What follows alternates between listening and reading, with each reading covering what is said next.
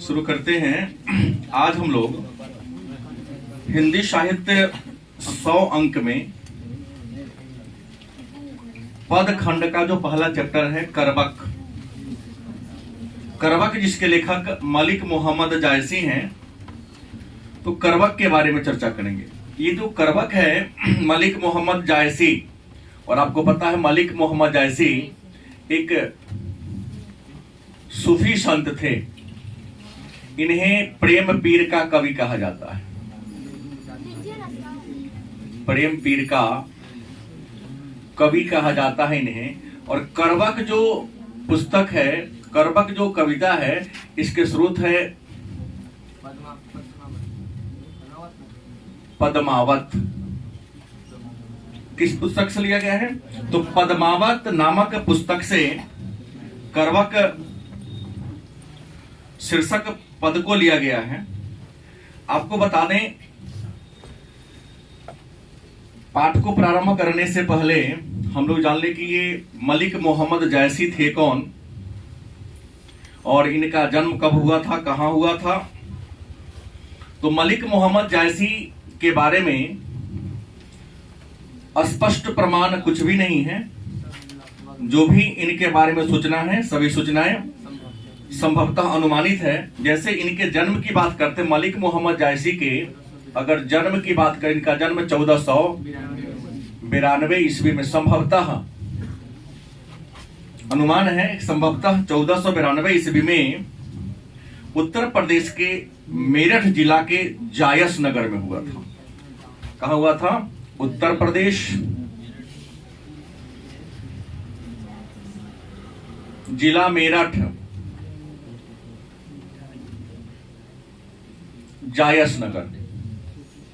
उत्तर प्रदेश के मेरठ जिला के जायस नगर में मलिक मोहम्मद जायसी का जन्म संभवतः 1492 ईस्वी में हुआ था। इनके पिता का नाम शेख ममरेज। पिता कौन थे? शेख ममरेज इनके पिता का नाम था। और इनका जन्म मलिक वंश में इनका जन्म हुआ था। इनका जन्म किस वंश में हुआ था? मलिक वंश में। रियल में मलिक मोहम्मद जायसी इंडियन नहीं थे, भारतीय मूल के नहीं थे। मध्य एशिया, अफगानिस्तान, ईरान, इराक क्षेत्र में मलिक वंश के कुछ लोग रहते थे। वहां से पलायन करके भारत में आए थे। इनके पिता शेख ममरेज जो मलिक वंश के थे, इनके माता के बारे में स्पष्ट प्रमाण नहीं है कि इनकी माता थी कौन। किसी भी पाठ्य पुस्तक में आप देख लोगे तो हमें नहीं मिला। तो इनके पिता शेख ममरेज थे। उसके बाद काल की बात करते हैं। हर कवि का एक काल होता है। हिंदी साहित्य के कई काल हैं, और उस हर काल के कुछ न कुछ उपकाल होते हैं। जैसे भक्ति काल, वीरगाथा काल। बात समझ गए? तो ये जो थे कवि, भक्ति काल के कवि थे। किस काल के कवि थे? कहोगे सर ये भक्ति काल होता क्या है?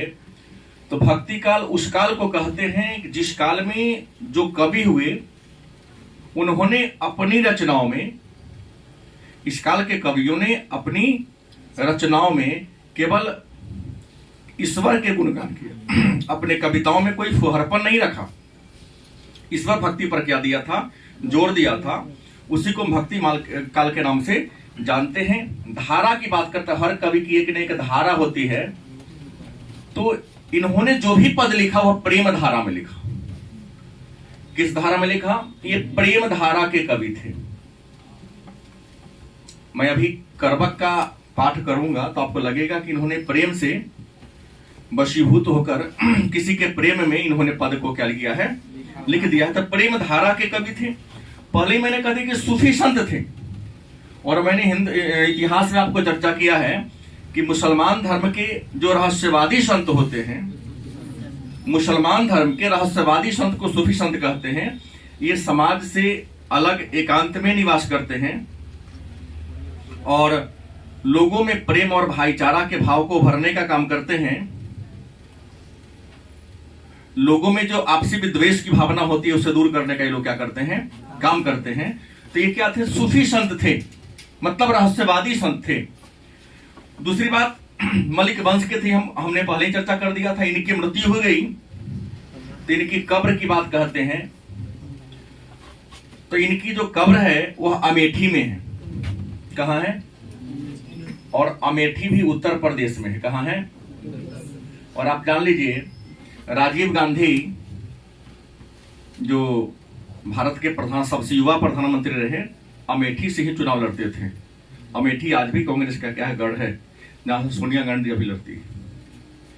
तो अमेठी में इनका क्या था, कब्र था। और इनके निधन कब हुई? तो निधन की बात, निधन मतलब होता है मृत्यु। इनका निधन 1548 में। इनका निधन कब हुआ? 1548 ईस्वी में इनका क्या होता है, निधन हो जाता है। दूसरी बात, मलिक मोहम्मद जायसी बचपन से हमारे और आपके जैसे ही स्वस्थ थे। इनके शरीर पर किसी प्रकार की कोई कमी नहीं थी, लेकिन बचपन में इन्हें एक रोग हो गया। बचपन में क्या हो गया, एक रोग हो गया था। रोग का नाम था चेचक। चेचक जिसे हम लोग आम बोलचाल की भाषा में गोसाई कहते हैं। इन्हें कौन रोग हो गया? चेचक। चेचक में होता क्या है, तो चेचक में हमारे चेहरा पर, कई बार संपूर्ण शरीर पर छोटे छोटे या बड़े बड़े दाना निकल आते हैं। अगर छोटे छोटे होगा तो स्मॉल पॉक्स, दाना बड़ा बड़ा हो गया चिकन पॉक्स के नाम से जानते हैं। ग्रामीण क्षेत्र में छोटी माता, बड़ी माता इस नाम से पुकारा जाता है। और यह जो रोग है साफ सफाई से स्वतः दूर हो जाता है, लेकिन अब इसका दवा भी लोग कर रहा है। कहा जाता है कि चेचक रोग के कारण, मतलब मलिक मोहम्मद जायसी बाएं कान व आंख से क्या हो गए, अपंग हो गए। एक तो पहले से ही बदसूरत थी, ये काला चेहरा था इनका, लेकिन चेचक रोग के कारण इनका बायां आंख का रोशनी जाता रहा और बायां कान से भी। कई बार चेचक से इंसान की मृत्यु भी हो जाती है, जान लेंगे आप लोग। ये नहीं कि इसको हल्का नहीं, कोई भी रोग हल्का नहीं होता। तो चेचक रोग के कारण इनका बायां आंख और बायां कान चला गया। ये इतने कुरूप थे कि सूर वंश के राजा, भारत में द्वितीय अफगान राज्य के संस्थापक शेरशाह सूरी थे। इनके कुरूप होने के कारण शेरशाह सूरी बहुत ज्यादा हंसा, मतलब हंसते हंसते लोटपुट हो गया। इन्होंने एक श्लोक बोला था, इन्होंने एक पद बोला था जब शेरशाह सूरी हंसा। ये तो कुरूप थे, तो इनको दुख किस चीज का, लेकिन इन्होंने कहा था कि मोही का हंसी की कोहरासी। शेरशाह सूरी ने मलिक मोहम्मद जायसी के कुरूपता पर हंसा था। तो मलिक मोहम्मद जायसी ने कहा कि मोही का हंसी की कोहरासी। शेरशाह सूरी ने इनसे क्या किया, क्षमा मांगा। कहोगे सर इसका मतलब क्या होता है? इन्होंने कहा कि तुम हम पर हंसते हो, मोही का हंसी मतलब हम पर, मुझ पर हंसते हो, कि कोहरासी की जिसने हमें बनाया उस पर हंसते हो। शेरशाह पढ़ा लिखा था, शेरशाह ने इन पर हंसा था, व्यंग किया था कुरूपता पर। शेरशाह को क्या कहा कि तुम हम पर हंस रहे हो, या जिसने हमें बनाया। तो हम पर हंसो तो कोई बात नहीं है, क्योंकि कोई इंसान नहीं चाहता है कि मैं क्या हो जाऊं, कुरूप हो जाऊं, छोटा हो जाऊं, मूर्ख हो जाऊं, मंद बुद्धि हो जाऊं। कोई नहीं चाहता है। कहीं ना कहीं परमात्मा ने ही हमें बनाया है, तो परमात्मा को हंसते हो तो हमें कोई फर्क नहीं पड़ता है। शेरशाह सूरी से क्या की, क्षमा मांगी और प्रण लिया कि जीवन में किसी का कुरूपता पर हम क्या करेंगे, क्योंकि कोई इंसान सुंदर या कुरूप होता है तो इंसान की कोई गलती नहीं है, परमात्मा द्वारा किया गया। इंसान का सृजन कौन करता है? परमात्मा करता है। इनका संरक्षण की बात कर, संरक्षण कौन दिया? हर कवि का कोई ना कोई बचपन में संरक्षण की बात करते। बचपन में इनको संरक्षण अमेठी के राजा ने दिया था। अमेठी के राजा ने इनका क्या दिया था, संरक्षण दिया था। और इन्होंने कई रचनाएं रची थी। इनकी प्रमुख रचना की बात करें, मलिक मोहम्मद जायसी ने कई पुस्तक लिखी थी। इसमें है पद्मावत,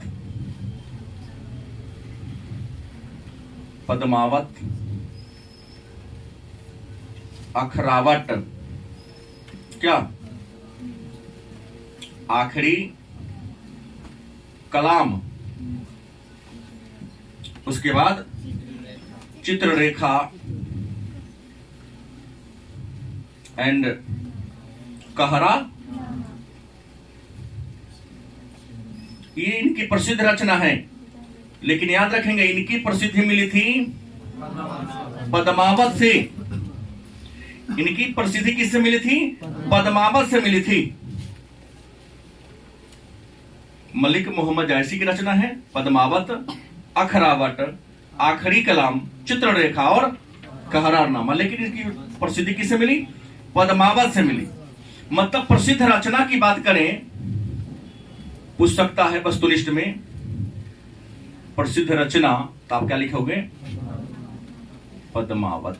मतलब मलिक मोहम्मद जायसी की जो सबसे प्रसिद्ध रचना है, जिस रचना के कारण पूरे संसार में हिंदी साहित्य के इतिहास में क्या हो गए, ये छा गए, उसका नाम क्या है? पद्मावत। इनके गुरु की बात करते हैं कि इनके गुरु कौन थे। मलिक मोहम्मद जायसी के गुरु कौन थे? तो मलिक मोहम्मद जायसी के गुरु का नाम था शेख मोहिदी। शेख मोहिदी दो गुरु थे इनका, तथा दूसरा कौन थे? सैयद अशरफ जहांगीरी। सैयद अशरफ जहांगीरी क्या थे? इनके गुरु थे। तो एक बार इनके बारे में थोड़ा सा और दोहरा लें। अगर आपसे 2 अंक का प्रश्न कर दे कि मलिक मोहम्मद जायसी पर टिप्पणी लिखे, या मलिक मोहम्मद जायसी कौन थे, या मलिक मोहम्मद जायसी का परिचय दे, तो आप लिखेंगे मलिक मोहम्मद जायसी हिंदी साहित्य के भक्ति काल के प्रेम मार्गी विचारधारा के एक महान सूफी संत थे। सब बात वही लिखा है। लिखने की शैली जितना सुंदर आप सजा दोगे, नंबर उतना ही ज्यादा आपको अच्छा मिलेगा। हमने क्या कहा? मलिक मोहम्मद जायसी कौन थे? आप लिखोगे मलिक मोहम्मद जायसी हिंदी साहित्य के, सारा बात यहां पर लिखा हुआ है, सजाना आपको है। हिंदी साहित्य के भक्ति काल के प्रेम मार्गी विचारधारा के एक महान सूफी संत कवि थे, या महान सूफी कवि थे। इनका जन्म संभवतः 1492 ईस्वी में उत्तर प्रदेश के मेरठ जिला के जायस नगर में हुआ था। अपने गांव के नाम को प्रसिद्ध करने के लिए इनका नाम तो मलिक मोहम्मद ही था, अपने नाम के लास्ट में जायसी रख दिया, अपनी पहचान दिखाने के लिए कि हम फलाने गांव के निवासी हैं। इनके पिता का नाम शेख ममरेज, जो मलिक वंश के थे, और यह प्रेम धारा के कवि थे। 1548 ईस्वी में उत्तर प्रदेश के अमेठी में इनका निधन हो गया। इनका कब्र उत्तर प्रदेश के अमेठी में है। बचपन में इनको चेचक रोग हो गया। चेचक रोग के कारण यह बाएं कान और आंख से क्या होते हैं? अपंग हो जाते हैं। बचपन में इनको संरक्षण दिया था अमेठी के राजा ने। किसने दिया था? अमेठी के राजा ने दिया था। इनके गुरु शेख मोहिदी तथा सैयद अशरफ जहांगीरी है। इनकी प्रमुख रचना पद्मावत, अखरावट, आखिरी कलाम, चित्ररेखा, कहरारनामा। लेकिन इनकी जो सबसे प्रसिद्ध रचना है पद्मावत है। मन में होगा किस भाषा के कवि थे? तो इनकी भाषा कौन थी? तो अवधी भाषा के कवि थे। किस भाषा के कवि थे? मलिक मोहम्मद जायसी अवधी भाषा के कवि थे। और अभी जिस पद को हम लिखे पढ़ेंगे पद्मावत, तो पद्मावत को किस शैली में लिखा गया है? तो दोहा चौपाई शैली में लिखा गया है। पद्मावत किस शैली में है? तो दोहा चौपाई शैली में इसको लिखा गया है।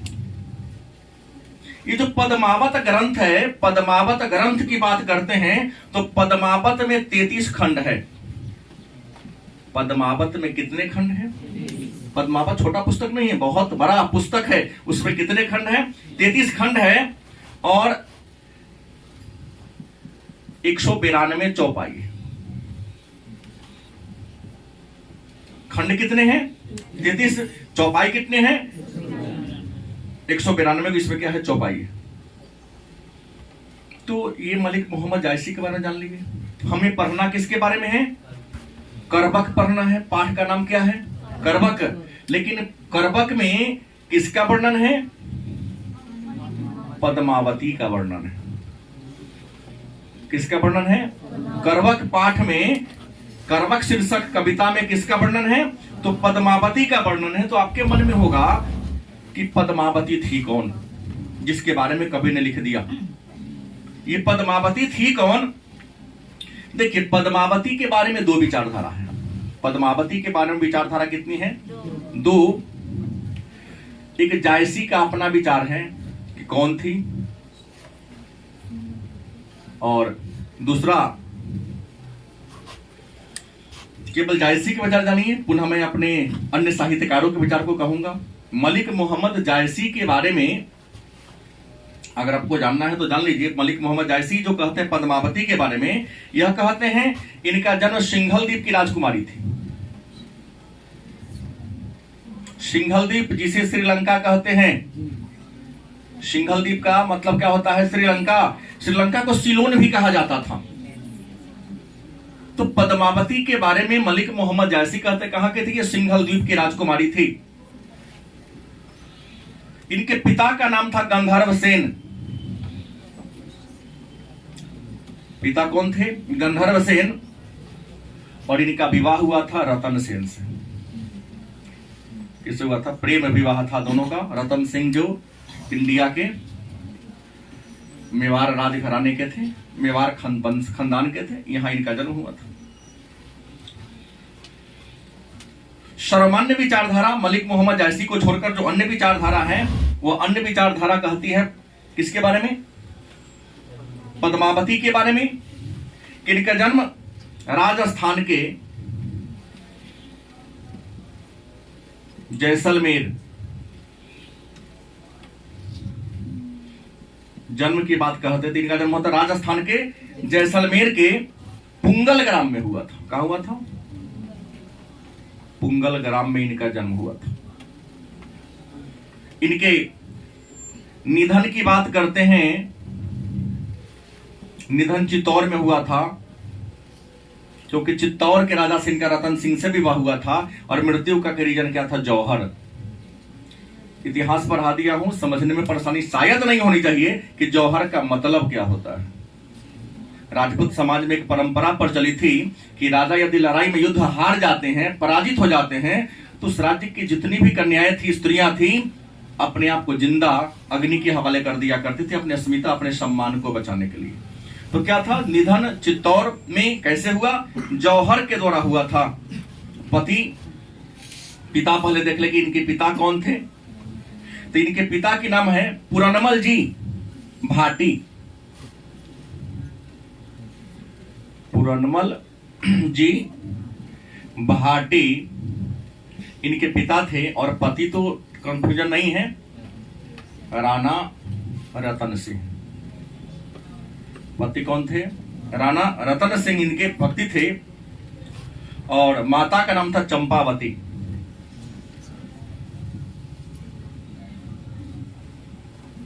माता कौन थी? चंपावती इनकी माता थी। तो हमको लगता है कि यहां भी अब किसी प्रकार का कंफ्यूजन नहीं होना चाहिए। सिंघल द्वीप प्रचलित है, लेकिन अगर सिंघल द्वीप तो है कि पद्मावती चित्तौड़ की महारानी थी। क्या थी? चित्तौड़ की महारानी, जिनके पति का नाम था राणा रतन सिंह। कहां की राजकुमारी थी? तो आप सिंघल द्वीप का ले सकते हो। मलिक मोहम्मद जायसी के अनुसार सिंघल द्वीप श्रीलंका को कहते हैं। पिता गंधर्व सेन, अगर सिंघल द्वीप को माने तो। अगर भारत की माने तो इनका जन्म राजस्थान के जैसलमेर के पुंगल ग्राम में हुआ था। इनका निधन चित्तौड़ में जौहर के द्वारा हुआ था। पिता का नाम पुरनमल जी भाटी और पति रतन सिंह राठौर थे। माता कौन थी? चंपावती। तो आइए इसी पद्मावती के बारे में आप लोग पुस्तक निकाल लेंगे। पद्मावती के बारे में करवक पाठों का देख लेंगे। पद्मावती के बारे में, मलिक मोहम्मद जायसी ने पद्मावती के सौंदर्य के बारे में और अपनी कुरूपता के बारे में मलिक मोहम्मद जायसी ने चर्चा किया है पद्मावत में। तो प्रश्न ही जो पद्मावत पुस्तक है उसके सारे पाठ को नहीं, केवल 2 सर्ग को लिया है इसने। पद्मावत में हम लोग पद्मावत पुस्तक के केवल 2 पद का चर्चा करेंगे, एक पहला पद का और एक अंतिम पद का। हम देखते हैं पहला जो पद है इसमें मलिक मोहम्मद जायसी ने अपने कुरूपता के बारे में वर्णन किया है, अपनी कुरूपता के साथ साथ अपनी विशेषता को भी बताया है। और दूसरे पद में इन्होंने पद्मावती के सौंदर्य और इसके सौंदर्य पर मर मिटने वाले, आक्रमण करने वाले दिल्ली सल्तनत के राजा अलाउद्दीन खिलजी और कुछ अन्य राघव चेतन जैसे कवियों के बारे में क्या किया है, चर्चा किया था। ये सुनते हैं, आप लोग की पुस्तक रखेंगे अपने हाथ में। लिखा है एक नयन कवि मोहम्मद गुनी, क्या लिखा है, एक नयन कवि मोहम्मद गुनी सोई बिमोहा जेई कवि सुनी। पहली बात तो जान ले, अगर आपसे प्रश्न कर दे कि एक नयन कवि मोहम्मद गुनी सोई बिमोहा जेई कवि सुनी, इतना ही लिख देगा, लिखेगा भाव स्पष्ट करे, अर्थ स्पष्ट करे। तो इसके अर्थ को लिखने से पहले 2 वाक्य आपको ऊपर से देना पड़ेगा कि प्रस्तुत पद हमारे हिंदी साहित्य के पाठ्य पुस्तक के पद खंड के करवक शीर्षक पाठ से लिया गया है, जिसके लेखक मलिक मोहम्मद जायसी। उसके बाद आपका इसका अर्थ लिखना पड़ेगा, जैसा कि मैं ये सिखाता हूं बच्चों को, और ऐसे लिखोगे तभी आपको नंबर मिलेगा।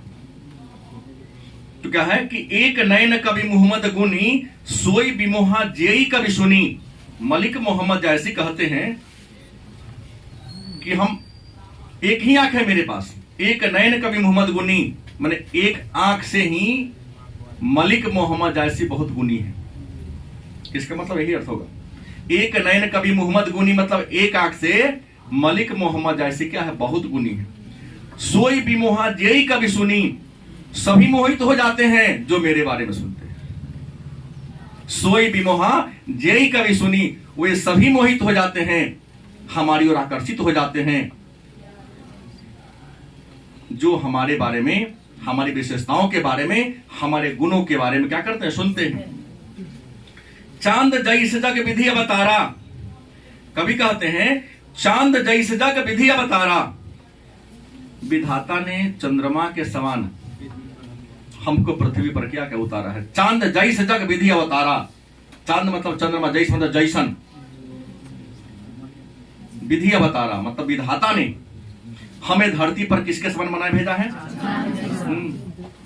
यहां वस्तुनिष्ठ प्रश्न बनेगा, बनेगा ना। आपको हर लाइन से प्रश्न बन रहा है कि एक नयन कवि मोहम्मद गुनी, मलिक मोहम्मद जैसी गुनी है अपने, सोई बिमोहा जोई कवि सुनी, सभी मोहित हो जाते हैं जिनके नाम को सुनते हैं। चांद जैसे जग विधि अवतारा, कवि कहते हैं कि विधाता ने हमको चंद्रमा के समान पृथ्वी पर उतारा है। दीन कलंक किन्न उजियारा, हमें कलंकित कर कर फिर भी मेरे नाम को रोशन कर दिया। कलंकित क्या है, तो बाएं आंख से अंधे और बाएं कान से क्या है, बहरे हैं। जग सूझा एक ही नहीं नहा, जग मतलब संसार होता है, जग सूझा, सूझना मतलब दिखना, अवधि भाषा है ना। जग सूझा एक ही नहीं नहा मतलब पूरे संसार को मैं एक ही आंख से देख लेता हूं, क्योंकि कवि का एक आंख किसके समान है, दर्पण के समान है, और मैं वही देखता हूं जो आप देखते हो। दर्पण कभी गलत नहीं बोलता है, इसलिए इंसान को अगर मित्र चयन करना हो तो दर्पण के समान मित्र को, और दुनिया में इंसान को तो मित्र बनाओ ही नहीं मेरे ख्याल से, पुस्तक को अपना मित्र बनाओ जो जीवन भर साथ देगा। LIC से भी बड़ा है कि जीवन के साथ और जीवन के बाद भी है। क्या जी, LIC प्रचार करता है ना कि जीवन के साथ और जीवन के बाद, वही नॉलेज जो है वह LIC से भी आगे है कि नहीं है। मलिक मोहम्मद जायसी तो कब के मर गए, आज से लगभग 6 वर्ष पहले मर गए, लेकिन आज उनके नॉलेज, उनकी योग्यता, उनकी गुणवत्ता के कारण जब तक यह सृष्टि रहेगी तब तक पद्मावत पढ़ा जाएगा। बड़े बड़े फिल्मकार इस पर फिल्म बनाते रहेंगे, बन भी चुका। तो हमने कहा कि साहित्य को अपना मित्र बना लो, ज्ञान को अपना मित्र बना लो, तो LIC फेल हो जाएगा। नहीं, लिखा इन्होंने, जग सुझाए कई नयना, कवि कहते पूरे जग पूरे संसार में एक ही आंख से देख लेता हूं। उवा सुख अस नखनत महा, जैसे 27 नक्षत्र में शुक्र ग्रह के समान मेरा आंख हो, क्योंकि शुक्र को मॉर्निंग एंड इवनिंग स्टार कहा जाता है। सूर्योदय होने से पहले तक शुक्र ग्रह दिखाई देता है, और शाम में सूरज को डूबने के बाद सबसे पहले जो दिखाई देता है। तो कवि ने कितना सुंदर कर दिया कि हमारा जो आंख है ना, वह शुक्र ग्रह 27 नक्षत्र में शुक्र के समान मलिक मोहम्मद जैसी। जौ लही अम्ब ही डाब न होई, जौ लही अम्ब ही डाब न होई, मलिक मोहम्मद ऐसी कहते हैं कि जब तक आम में मंजर नहीं पड़ती है, जौ लही अम्ब ही डाब न होई, जब तक आम में मंजर नहीं पड़ती है, तो लही सुगंध बसई नहीं खुशोई, तब तक आम में सुगंध नहीं आती है।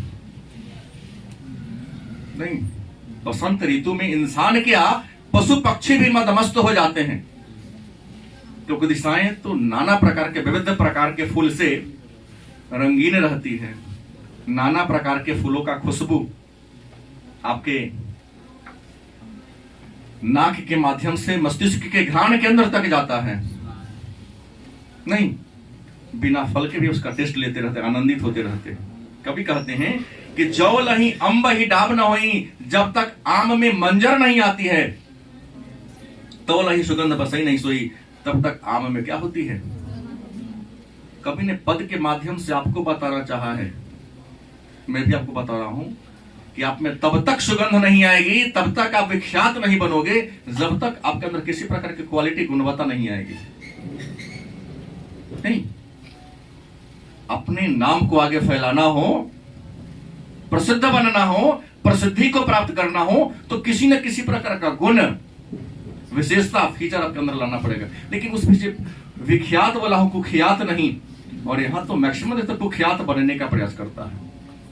कुत्ता का जीवन 12 साल का होता है, कुख्यात बनोगे तो 12 साल में कुत्ता की मौत मरोगे। विख्यात बनोगे तो जीवन में तो नाम होगा ही, और 6 साल के बाद हम महाकवि मलिक मोहम्मद जायसी के गुणगान कर रहे हैं। तो विख्यात बनो, प्रसिद्धि हासिल करो। गलत कि सही? किन्न समुद्र पानी जो खारा, विधाता ने समुद्र के पानी को नमकीन बना दिया। किन्न समुद्र पानी जो खारा, किसने? विधाता ने। प्रोनाउन सब यहां प्रयोग किया गया है। किन्न समुद्र पानी जो खारा, विधाता ने समुद्र के पानी को क्या बना दिया? खारा बना दिया, मैंने नमकीन बना दिया, लवणीय बना दी। तो अति भयऊ असुझा पारा, इसलिए तो विशाल है, उसको आर पार, हम इतना विशाल है कि आर पार देख नहीं सकते हैं। नमकीन बना दिया, अवगुण दिया, लेकिन अवगुण में भी तो गुण है तब ना। बिना नमक के तो भोजन का स्वाद ही नहीं होता है। जो सुमेरु त्रिशूल विनाशा, कहते हैं विधाता ने सुमेरु पर्वत को त्रिशूल से क्या कर दिया? विनाश कर दिया। सुमेरु एक पर्वत का नाम है। जो सुमेरु त्रिशूल विनाशा, विधाता ने अपने त्रिशूल से, भगवान शिव ने अपने त्रिशूल से, क्योंकि त्रिशूल तो भगवान शिव के हाथ में होता है, उन्हीं का हथियार है। जो सुमेरु त्रिशूल विनाशा, जिसने अपने त्रिशूल से सुमेरु पर्वत को विनाश कर दिया। भा कंचन गिनी राग आकाशा, इसलिए तो आज सुमेरु पर्वत कंचन के समान, सोना के समान, कंचन मतलब क्या होता है? सोना के समान चमकीला हो गया। इसलिए याद रखेंगे, तकलीफ अगर आप झेलने में सक्षम हो तभी आगे बढ़ोगे। पत्थर सब है, उसी पत्थर की पूजा की जाती है जो पत्थर छेनी और हथौड़ी को सहता है। सुमेरु पर्वत कंचन के समान, सोना के समान चमकीला इसलिए हो गया कि क्योंकि भगवान शिव ने उसका क्या किया था? त्रिशूल से नष्ट किया था। तो आपको भी जैसे सुबह सुबह में बहुत सारे हमारे महापुरुष बच्चे यशस्वी लोग हैं, जगने में परेशानी होती है। गलत कि सही? तो अगर सुबह जगने में परेशानी होती है तो फिर यह परेशानी जीवन भर रहेगी। कुछ वर्षों के लिए समय का सदुपयोग करके समय को अपना मित्र बनाकर अपने जीवन को सही दिशा में ले जाते हो तो बुढ़ापा तो स्वस्थ जाएगा ही, सुखद जाएगा, अच्छा लगेगा। लेकिन अभी नहीं, बहुत नींद आती है। नहीं, लोग कहते हैं आप कहाँ थे, कहाँ चले गए। हम बोले कि आप 9 बजे सोते थे तो 9 बजे 300 बच्चों को पढ़ा दिया रहता। तो हमारे ड्यूटी को देखिए ना, हमको क्यों देख रहे हैं? क्या नरेंद्र मोदी विख्यात इसलिए नहीं है कि प्रधानमंत्री हैं, क्योंकि वह जब विदेश भ्रमण करते हैं तो सोते होटल में नहीं, हवाई जहाज में सो लेते हैं, टाइम बचाते हैं। गलत सही? आप लोग यहाँ आते हैं तो गपशप करके समय बिताते हैं। सर जो आए नहीं है तो तंत्र में होमवर्क पूरा कर लो, ताकि अगला समय तुम्हारे लिए क्या हो। बच्चे कवि कहते हैं, भा कंचन गिरी लागा कासा, जो लही घड़ी कलंक न पारा, कांच होई नहीं कंचन पारा।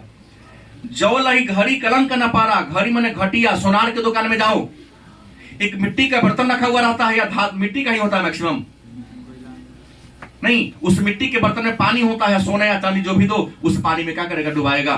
और जब तक आपके आभूषण में से जितनी गंदगी उस पानी में नहीं जमा होगा, मिट्टी के पात्र में नहीं बैठेगा, तब तक आपका क्या सोना या आभूषण चमकेगा नहीं। वैसे ही कवि कहते हैं, जो लही घड़ी कलंक न पारा, जब तक घड़िया में माने मिट्टी के पात्र में गंदगी नहीं बैठती है, तब तक वो चमकीला नहीं होता है। वैसे ही आपके जो अवगुण है, जब तक अवगुण आपका डाउन नहीं होगा, नीचे नहीं गिरेगा, तब तक आप क्या होंगे, चमकोगे नहीं। चमकोगे तो अवगुण को क्या करना पड़ेगा, त्यागना पड़ेगा। अरे है तो कोई बात नहीं है, अभी तो सुधरा जा सकता है ना, बहुत टाइम। कांच होई नहीं कंचन पारा, जब तक मतलब इस धातु के गंदगी घड़िया में नहीं बैठती है, तब तक सोना भी चमकीला क्या होता है। उसी प्रकार कवि कहते हैं कि इंसान के अंदर किसी प्रकार का अवगुण हो, अगर अवगुण को जब तक आप त्यागोगे नहीं, तब तक आपके व्यक्तित्व में क्या होगी, चमक नहीं आएगी। एक नयन जस दर्पण ओते ही निर्मल भयो, सब रूपवंत कही मुखा जो वही कई चाऊ। कवि कहते हैं कि एक आंख जो है वह मलिक मोहम्मद जायसी का एक आंख किसके समान है, दर्पण के समान है, आईना के समान है, शीशा के समान है। तो इतने ही निर्मल, वो भी क्या है, बड़ा ही निर्मल है, क्योंकि केवल अच्छा चीज देखता है। निर्मल वह है जो केवल पवित्र वस्तु को देखता है। सब रूपवंत गही मुख जो वही कई चाऊ, और जितने रूपवान है, हम तो कुरूप है, लेकिन जितने रूपवान है, सारे रूपवान हमारे चरण को पखारने के लिए भी, हमारे पीछे पीछे खड़ा होने के लिए भी क्या है। मतलब ये कवि इस पद में अपनी कुरूपता और विशेषता दोनों को बताया है। और यह कान से बहरे और आंख से अंधे होने का अभिशाप नहीं, वरदान मान लिए हैं कि विधाता ने हमको वरदान दे दिया। सूरदास का पद मैं आगे चर्चा करूंगा तो वहां बताऊंगा, सूरदास तो बचपन से ही अंधे थे, लेकिन अपने अंधापन को उन्होंने अभिशाप नहीं, विधाता के द्वारा दिया गया वरदान मान लिया। तब तो सूर बहुत सूर है, लेकिन वो सूरदास बन गए। भगवान फिल्म में हमने देखा कि 4 बेटा एक पिता का परवरिश नहीं कर पा रहा है, जिसके यहां भगवान फिल्म के जो नायक हैं अमिताभ बच्चन काम करते हैं, निसंतान थे। कहा कि अगर बेटा ऐसे होता तो हम भले अच्छा कि मेरा बेटे ना है, कोई संतान ही नहीं, कि बचपन में ही परेशान करेगा और अंत में तो क्या करेगा, परेशान करेगा। तो किसी किसी पद को समझने की जरूरत है। दूसरा पद है, मुहम्मद यही कवि जोरी सुनावा। ध्यान देंगे, मुहम्मद यही कवि जोरी सुनावा, सुना जो प्रेम पीर गा पावा। पद्मावत के अंतिम सर्ग से लिया गया है और यह कर्मक का दूसरा पद है। लिखा कि मुहम्मद यही कवि जोरी सुनावा। कवि कहते कि इस कविता को, इस पद को हमने क्या किया, जोड़कर सुनाया है। कैसे करके सुना, जो प्रेम पीर गा पावा। आज जो भी सुना वो प्रेम का पीर बन गया। प्रेम का क्या बन गया, पीर माने गुरु होता है। सूफी संत में प्रेम पीर का मतलब क्या होता है, गुरु होता है। सुना जो प्रेम पीर गा पावा, आज जिसने सुना वह प्रेम का क्या बन गया, पीर बन गया।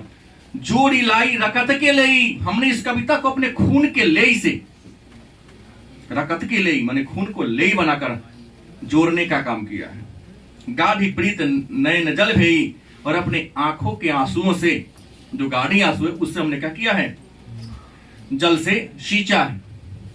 क्योंकि दुख, दर्द और हंसी दोनों की कहानी है इस कविता में। औमन जानी कविता अस किन्हा, और हमने यह जानकर इस कविता को लिखा। औमन जानी कविता अस किन्हा, हमने यह जानकर इस कविता को लिखा। मकु यह रहे जगत महचिना, मैं रहूं या ना रहूं, लेकिन कविता के रूप में हमारी पहचान सृष्टि में रहे। सही तो लिखा। मलिक मोहम्मद ऐसी हैं, हम देखे नहीं, हमारे पिता देखे नहीं, हमारे दादा भी नहीं देखे होंगे, परदादा भी नहीं देखे होंगे, लेकिन मैं 5 पीढ़ी नीचे का उनके बारे में चर्चा कर रहा हूं आपके सामने। कवि लिखते हैं कि औमन जानी कविता सकिन्हा, मैंने यह जानकर यह कविता लिखा। मकू यह रहे जगत महचिन्हा, मैं रहूं या ना रहूं, लेकिन इस कविता के रूप में हमारी पहचान धरती पर बरकरार रहे।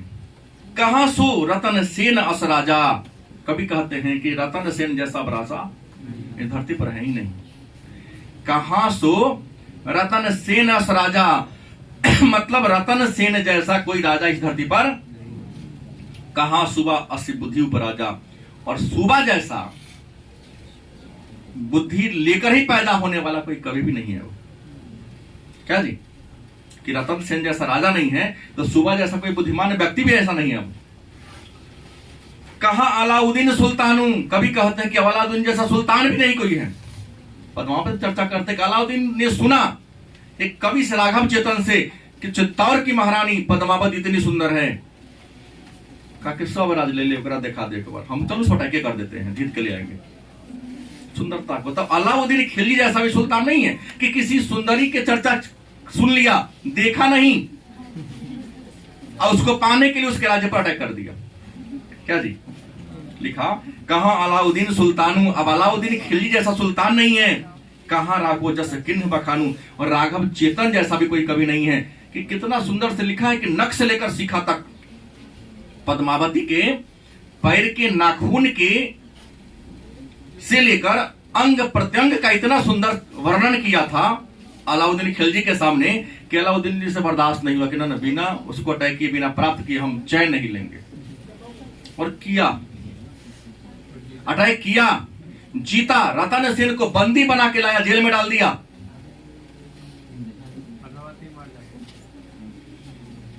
और कहा उसके सैनिकों को दूत भेजवाया, कहा कि जाओ पद्मिनी को दोगा तब रतन सेन को छोड़ेंगे। इस बात की सूचना पद्मिनी तक पहुंचाई गई कि बादशाह को, सम्राट को सुल्तान ने क्या कर दिया, बंदी बना के ले गया। उसका शर्त है कि आप जाइएगा तब छोड़ेगा। कहा कि मैं जाऊंगा ना, आप नहीं जाइए, फिर सम्मान क्या बच जाएगा।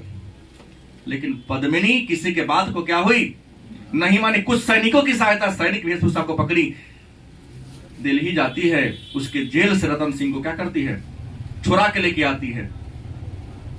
सुल्तान को पता चला तो आई लेके चल गई। फिर दोबारा अटैक करता है, दोबारा अटैक करता है, तब तक रतन सेन को भी हरा देता है दूसरी बार भी।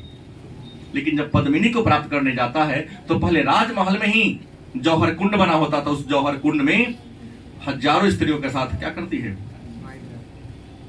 अपने प्राण को त्याग दी रहती है। लिखा कहां अलाउद्दीन सुल्तानू, कहां राघो, कहां सो राघो जय किन्न बखानू। अब अलाउद्दीन खिलजी जैसा कोई सुल्तान भी नहीं है और राघव चेतन जैसा कोई कवि भी नहीं है जो किसी के सौंदर्य का इतना सुंदर तरीके से वर्णन किया कि सब काम धाम छोड़ के उसको प्राप्त करने के लिए उस पर अटैक कर दिया। कहां स्वरूप पद्मावती रानी, अब पद्मावती जैसी सुंदर कोई रानी भी नहीं है। पहले तो सौंदर्य शरीर को ढकने से होता है, और आज का फैशन क्या कि शरीर को दिखाने से सौंदर्य सिद्ध कर रही है लोग। तो भोजपुरी फिल्म में देख लो, हिंदी फिल्म में देख लो, या व्यक्तिगत रियल लाइफ में देखा जा रहा है, सुंदरता ढकने से होती है। और आज सुंदरता को यूं ही नंगा करके दिखाया जा रहा है। लिखा क्या कि कहां स्वरूप पद्मावती रानी, अब पद्मावती जैसी कोई सुंदर भी रानी नहीं है। कोई न रहा जग रही कहानी, इस संसार में कोई नहीं है। न अलाउद्दीन खिलजी है, न मलिक मोहम्मद आसिफ भी है, नहीं, न पद्मावती है, न रतन सेन है, न राघव चेतन है, न सुबह है, कोई नहीं है। केवल क्या रह गई है, कहानी रह गई है। धनी सो पुरुष जस कीरति गासु, धन्य है वह पुरुष जिसने को क्या किया, गाया। धनी सो पुरुष जस कीरति गासु, धन्य है वह पुरुष जिसने इस कविता को क्या किया, मैंने लिखा। कौन लिखा? मलिक मोहम्मद ऐसे लिखे। हम तो उनके बात को पढ़कर आपको सुना रहा हूं। फूल रहे फूल मरे पे मरे नवासु, मतलब फूल मर गया, मतलब मलिक मोहम्मद, सॉरी हाँ, मलिक मोहम्मद जासी मर गए, लेकिन उनका नाम रूपी सुगंध अभी वही लिखा। फूल मरे पर मरे नवासु, फूल मुरझा गया, फूल सूख गया, लेकिन फूल का सुगंध, जैसे सेंट का शीशी खाली कर दो फिर भी नाक लगाओ शीशी में, आपको सेंट का गमक आता ही रहेगा। कोई न जगत जस बेसा, के न लिन्ह जस मोल, मतलब कभी कहते इस संसार में न कोई यश को बेच सकता है। हमसे बड़ा बन सकता है, लेकिन जो मैं हुआ कोई नहीं बन सकता है। गलत सही? कोई न जगत जस बेचा, इस जगत में, इस संसार में जस को कोई नहीं बेच सकता है, क्योंकि जस इंसान में के अंदर होता है। माने गुण, मैं अपने गुण को बेच सकता हूं? नहीं। आपके लिए कुछ कर जरूर सकता हूं, लेकिन जो हमारी क्वालिटी है वो हम में है, आपकी क्वालिटी आप में है। जन्म के साथ विकसित हुआ, मृत्यु के साथ आपकी क्वालिटी क्या हो जाएगी? आपसे बड़ा कोई बन सकता है, आपके जैसा नहीं बन सकता। कवि ने लिखा, कोई न जगत जस बेचा, कोई न किन जस मोल, इस संसार में न कोई जस को बेच सका है, और कोई ऐसा व्यक्ति हुआ ही नहीं है कि उसके खरीद सके। जो यह पढ़े कहानी हम सबरे दुई बोल, और जो भी इस कहानी को पढ़ेगा और जरूर दो बातें मेरे बारे में स्मरण करेगा, हमको याद करने का प्रयास करेगा कि कैसा थे मलिक मोहम्मद। तो उम्मीद है आप सबको कुछ न कुछ समझ में आया होगा, और निश्चित तौर पे आप घर पे जाएंगे और इस कविता को एक बार दोहराएंगे तो बहुत सारी बातें आपको समझ में, और लास्ट में मैं चर्चा करूंगा बाद में कभी, भले ही लाइव क्लास का जैसे करें हम, जितने लाइन वहां से प्रश्न बनते हैं तो पढ़ेंगे तो आपको वस्तुनिष्ठ प्रश्न का उत्तर स्वतः याद आ जाएगा। ये मेरे कराने से नहीं होगा, आप स्वयं चाहोगे तो क्या कर लोगे, कर लोगे।